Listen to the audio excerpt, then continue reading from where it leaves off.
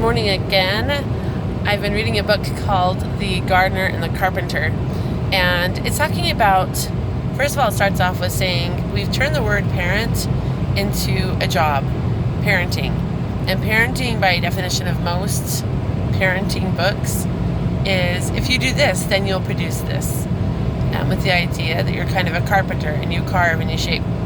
Well, the author suggests that that's something that's, well, first she says the word parent came up in the 60s, and we designed that. And we don't use the word to define our relationships as a verb in any other situation, like we're childrening, or we're daughtering, or we're wifing, or husbanding, or whatever the context may be.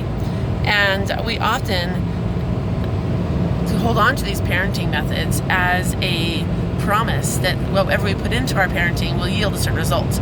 Like a carpenter, that we're carving and shaping our children into something. And it suggests instead that we should be more a gardener than a carpenter, and we should provide an environment for our children and see what happens, and that's a more healthy relationship with our child, to love them and focus on that we're a parent and they're a child, and look at it maybe a different what that actually means. And it means more to be a gardener, and I find that that's happened in my life as I've stepped back and focused on the environment and my love for the child combined, that it has produced some beautiful results.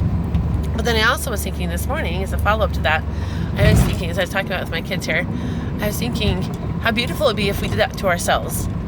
We talk about self-improvement, if rather than focusing on chiseling ourselves, because I often think of myself as like trying to carve off pieces to make myself appear to this end in mind. Because often as parents and as self-improvement people, we have this end goal, and if we don't get it, then we're disappointed. Like if our child doesn't turn out a certain way by 18, then we failed.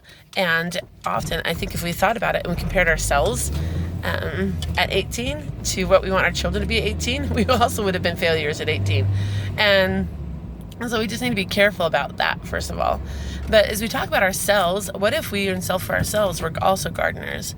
And instead of, with self-improvement, trying to carve ourselves into something, what if instead we controlled our environment, or did something change our environment, and then we watched ourselves blossom? Because I think so often we try to control what we think ourselves should be, that we don't.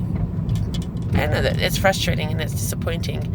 And I don't know, it's just an interesting thought to try to change our environment and maybe the mindset that we keep ourselves in, because ourselves are also beautiful and they're also seeking to grow. So just some thoughts about being a carpenter versus a gardener, both for as a parent and in any situation as a teacher, but also with self-improvement. So just some thoughts for you for today.